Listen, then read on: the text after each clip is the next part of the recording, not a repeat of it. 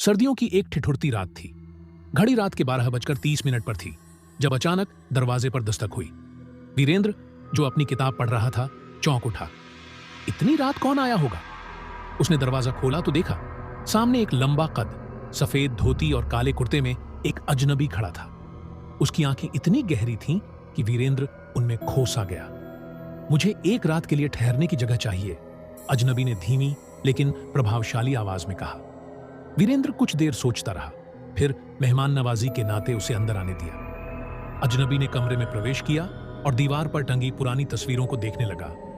आपको यहां कैसा लगा? वीरेंद्र ने पूछा। अजनबी मुस्कुराया, लेकिन उसकी मुस्कान में कुछ रहस्यमय था। बहुत अच्छा, यह जगह मुझे बहुत पुरानी यादें दिला रही है। वीरेंद्र को यह बात अजीब लगी, क्योंकि यह घर उसने कुछ साल पहले ही खरीदा था।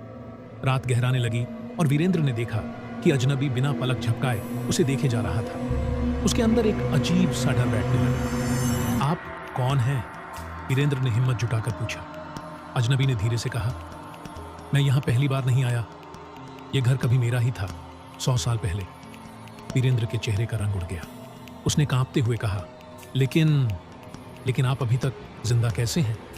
अजनबी हंसा और उसके हंसते ही कमरे की सारी बत्तियां बुझ गईं। चारों तरफ घना अंधेरा छा गया। अचानक वीरेंद्र को अपने कानों में एक फुसफुसाहट सुनाई दी। मैं अब भी यहां रहता हूं, हमेशा से। अगली सुबह जब गांव वालों ने वीरेंद्र के घर का दरवाजा खोला तो वह बेहोश पड़ा था। कमरे में कोई नहीं था, लेकिन दीवार पर एक नई तस्वीर टंगी थी, वीरेंद्र की, अजनबी के बगल में।